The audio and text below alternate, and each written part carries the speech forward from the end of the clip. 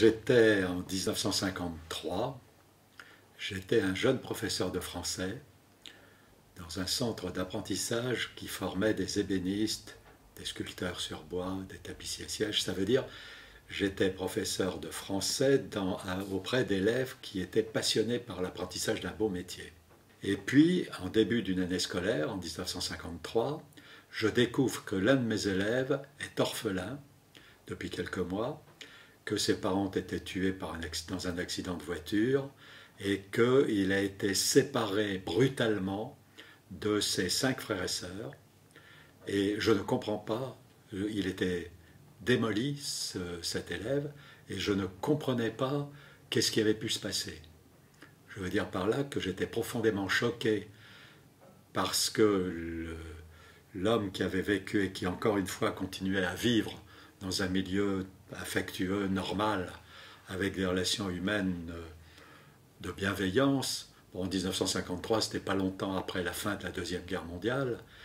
Je ne m'attendais pas à ce que des dirigeants, des notables, des bourgeois, des ouvriers, que sais-je, organisant notre société, puissent faire éclater des fratries sous le prétexte que les enfants étaient devenus orphelins. Comme par hasard, 6 jours après, alors j'ai toujours été étonné aujourd'hui, même encore aujourd'hui, après 63 ans après cette aventure, je lis un article dans un journal, un quotidien régional, qui est La Voix du Nord, qui existe encore. Et en première page, un moderne Saint-Vincent-de-Paul est en train de créer en Autriche.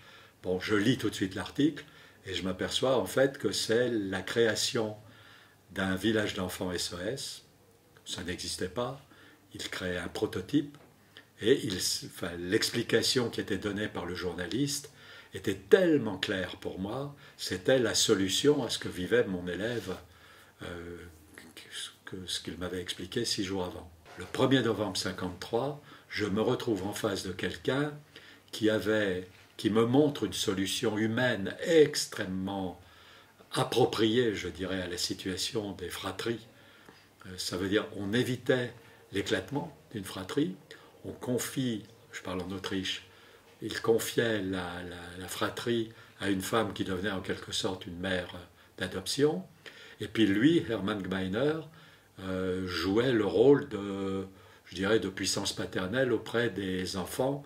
Il y avait 5 maisons dans cet embryon de village d'enfants SOS. Quelques mois après ma rencontre avec Hermann Gmeiner, je rencontre une femme qui s'appelait Odette Nollet, qui m'explique qu'elle est candidate, elle avait tout de suite compris, qu'elle est candidate pour devenir mère SOS. Les enfants qui ont été accueillis dans la première famille d'Odette Nollet, en Normandie, quand j'étais faire leur connaissance, donc dès qu'ils étaient arrivés, leur mère SOS, Odette Nollet, leur dit « Comment vous allez appeler Monsieur Coteau, qui va venir vous voir ?»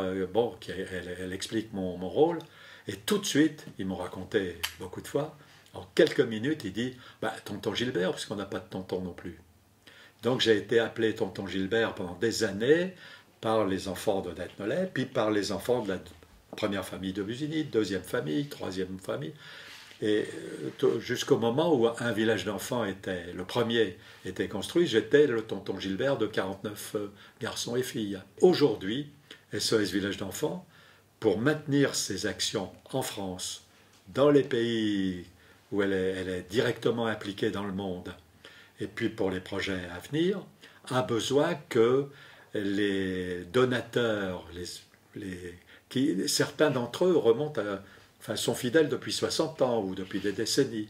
Et on a toujours besoin que des nouveaux donateurs arrivent.